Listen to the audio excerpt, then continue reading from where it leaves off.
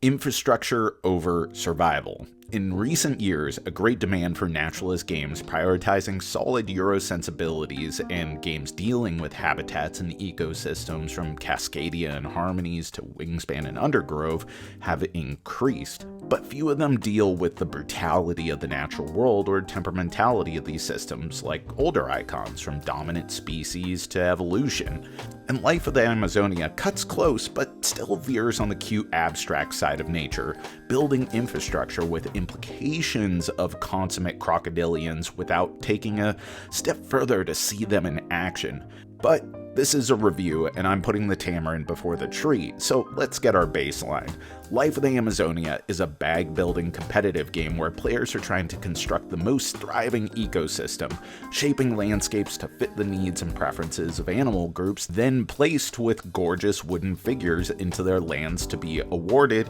you guessed it, points.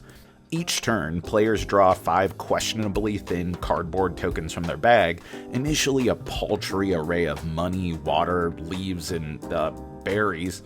animal food, which can be spent on as many actions as they see fit, largely falling into 3 ecosystem tracks on the ludicrously ornate waterfall to add new land tiles, trees, and lily pads to their personal rainforest, or purchasing animals arrayed in 4 different schemes of the same 8 animals with quantities based on player count, or getting new higher value tokens which will filter into their bags as players run out of those to draw and cycles their discard pile. When the supply runs dry for 5 animal types, points from said animals, the 3 landscaping tracks, and any nature cards picked up with their own unique scoring conditions are totaled with the player with the most points. But let's be serious and forget points, because the secret win condition is who can get the most caimans, because they're objectively rad as hell, wins the game. Here's the deal. Life of the Amazonia is really strong. In principle, it does a lot of the same things as contemporaries like Cascadia and Harmonies, one of which I actually like quite a bit,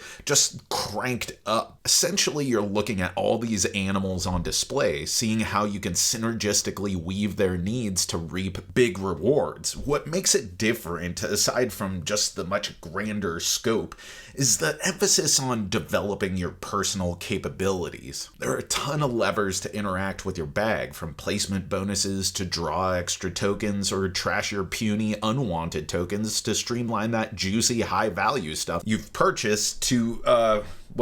your backpack. I mean, listen, this game is all over the place thematically in terms of who or what you are, but important for our purposes is that you can hold over 1 unspent token at the end of your turn to be used in conjunction with your normal draw of 5 on the next turn, and if you spend 2 or 4, water, because reasons, and water, just like plants and berries and money are just other forms of currency, then you can move up your backpack, allowing you to save more tokens at the end of each turn, which does a lot to give you more focus and accountability and mitigate a lot of the randomness inherent to blind pulls out of a bag. And all of this, it does stupendously with systems and bag building and currencies to work in conjunction for a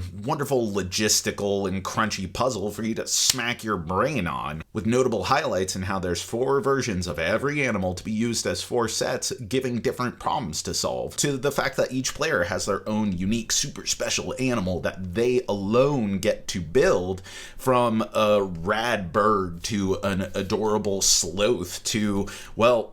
this super kind of ugly freshwater dolphin, accompanying its unique requirements, power, and rad meeple. All that said, it is a bit long. Look, I'm not saying I don't like long games. If anything, I think this game is a perfect meaty length in the 1.5 to 2 hour range depending on player count and experience, but every time I've played, even though I've really enjoyed playing it, the last third of the game feels like it loses an edge. You built your engine, getting the tokens you want, but now it's running at full speed. You ditch even some of your high-valued money tokens to fully lean into animals, and it's a race to get as many frogs and toucans and caimans and trees and everything else you can, which is absent that extra layer of risk, challenge, and opportunity costs of the first two-thirds of the game.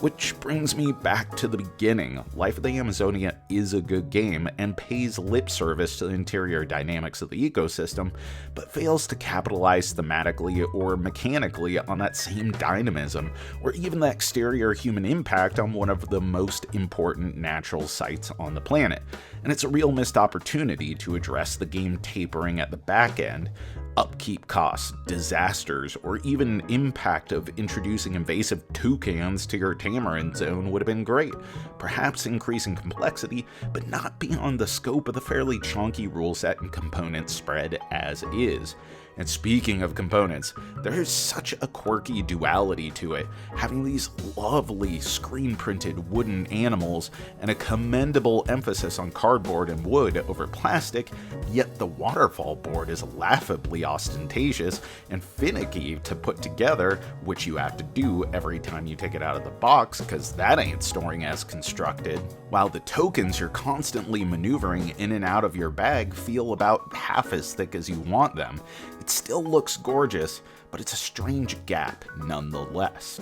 Well, I have my criticisms about what this game is compared to what it could be. It's still really fun. I definitely am keeping it in the collection, and it's something that I look forward to getting to the table, even if those criticisms also hold it back from being one of my absolute favorites. And if you're the type of person who plays an engine building game and feels like just when it's starting to get good and things are starting to sing and you're seeing the payoff of all of your hard efforts and you really want to see it continue and the game ends and that frustrates you, then forget about it. This is totally up your alley. So if you're wanting something to scratch that sort of naturalist theme, but you want more of an emphasis on your own capabilities, more of an arc to the game, and just a grander scope than a lot of the contemporaries that are coming out, and you don't mind that it doesn't necessarily engage in the theme itself in a much deeper way than a lot of those contemporaries, such as Harmonies and Cascadia,